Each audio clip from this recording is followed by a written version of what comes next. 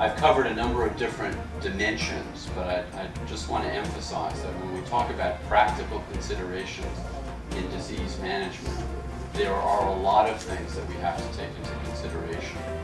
How do we make decisions? What kind of evidence do we have? Are we using measurement? Are we using measurement-based decision-making? Are we engaging the patient in this process? Do we understand the patient's subjective experience, their attitude towards the treatment, their attitude towards medication taking? And ultimately, our treatments, no matter how wonderful our treatments are, they cannot be effective if the patient is not taking it. And this is often where healthcare breaks down between our diagnosis and treatment recommendation and the actual implementation of that recommendation. So we can talk about mapping the human genome, we can talk about proteomics, we can talk about some incredibly exciting developments in biomedical research. But at the end of the day, if the patient isn't taking the medicine, we actually haven't accomplished much.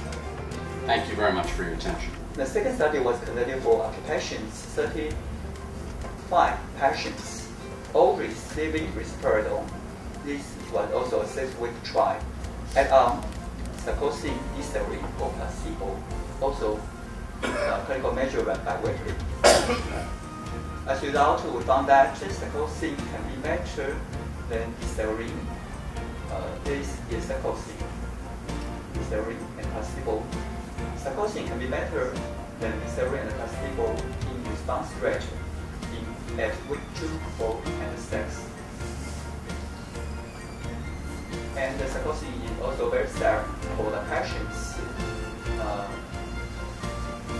Patients still gain weight and palpitation and insomnia. Acquired memories undergo a period of consolidation.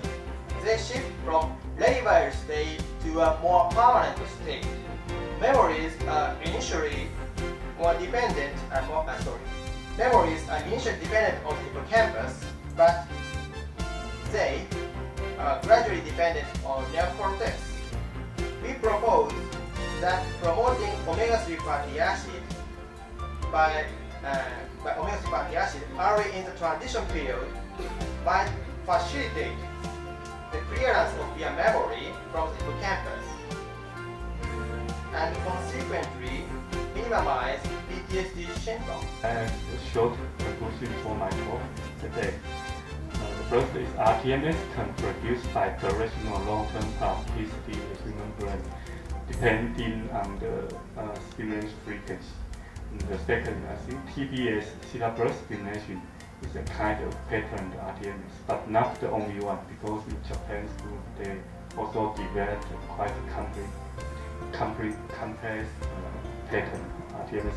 So to conclude, in the United States, natural remedies have become extremely popular, and certainly they are a very important option for the public, but they're not for everybody. I usually recommend them for people who have mild illness and a strong interest in trying a natural medicine as opposed to a synthetic one.